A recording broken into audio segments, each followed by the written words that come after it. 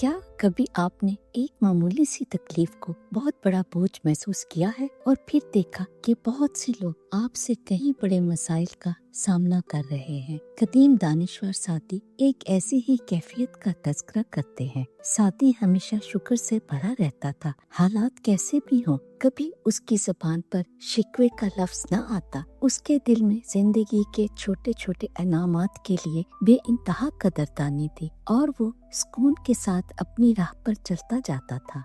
एक दोपहर वो अपने गांव की गलियों में चहलकदमी कर रहा था कि अचानक उसके जूते का तला फट गया। बरसों के लगातार इस्तेमाल के बाद चमड़ा इतना घिस चुका था कि अब टूट गया। उसने रुककर अपने टूटे हुए जूते को देखा और ख्याल आया कि उसके पास नया जूता लेने के लिए रकम नहीं है। नंगे पांव गर्म और नाहमवार रास्तों पर चलने का सोचकर उसके दिल में बोझलपन सा आ गया। बहुत अरसे बाद उसके पुरस्कून मिजाज पर झुंझलाहट के बादल छा गए। उसने खुद को कोसना शुरू कर दिया कि ये मुसीबत उसके साथ ही क्यों पेश आई। वो जो हमेशा शुक्र करता आया था, अब एक छोटी सी तकलीफ ने उसे बेचैन कर दिया। छोटी सी रुकावट अचानक बहुत बड़ी लगने लगी और उसका मामूल का सुकून गहना सा गया।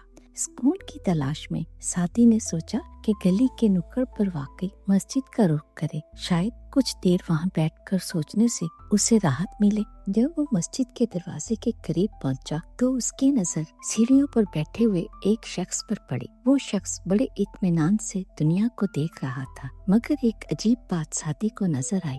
इस आदमी के पाँव ही नहीं थे। वो अपनी इस कैफियत में भी पुरसुकून दिखाई दे रहा था। उसकी आंखों में ना कोई मलाल था और ना ही कोई शिकवा। वहाँ बस एक हल्की सी कबूलियत थी। सादी ने यकजक महसूस किया कि वो खुद एक टूटे हुए जूते पर अफसोस कर रहा था, जबकि ये शख्स तो पाँव से ही महरूम था लेकिन सुकून के साथ बैठा था। सादी के दिल में एक शर्मिंदगी की लहर उठी जिसमें शुक्र के जज्बात भी शामिल थे। उसने खामोशी से अल्लाह का शुक्र अदा किया जिसने उसे ऐसी नेमतें दी थी जिन्हें वो अब तक अहमियत न देता था। उसके सेहतमंद पाँव, चलने और हरकत करने की सलाहियत, ये सब कितनी बड़ी अनायतें थीं जिनका एहसास उसे अब हो रहा था। जूता टूटने का मामला अब जिंदगी के वसी मंजर में निहायत मामूली नजर आने लगा। उसी लम्हे सादी की तमाम झुंझलाहट दूर हो गई। वो समझ गया कि सच्चा शुक्र इसी चीज का नाम है कि आपके पास जो कुछ है उसकी कदर करें, बजाय इसके कि जो चीज आपके पास नहीं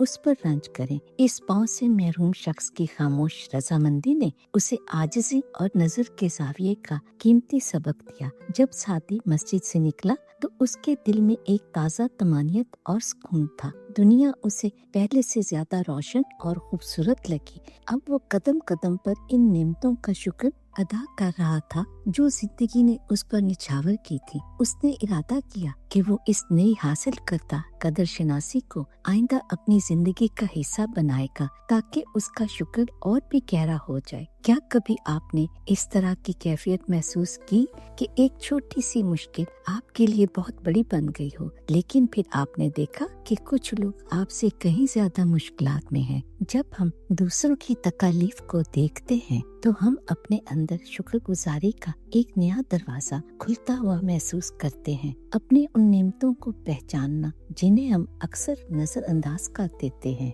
हमारे ज़ाविये निगाह को बदल देता है और हमें असल खुशी के करीब ले आता है। लिहाजा अगर कभी आपको कोई मसला दरपेश हो तो सादी की हकायत को याद कीजिए। ये एक नरम सी याद दहानी बनकर दिल को बताती है कि मुश्किलात के बावजूद हमेशा शुक्र की कोई वजह जरूर मिल सकती है। शुक्रगुजारी ना सिर्फ हमारे अपने दिल को मसरूर करती है बल्कि हमें हमदर्दी और समझ की दौलत भी अता करती है जिसकी बदौलत हम जिंदगी में बेहतर तौर पर आगे बढ़ते हैं।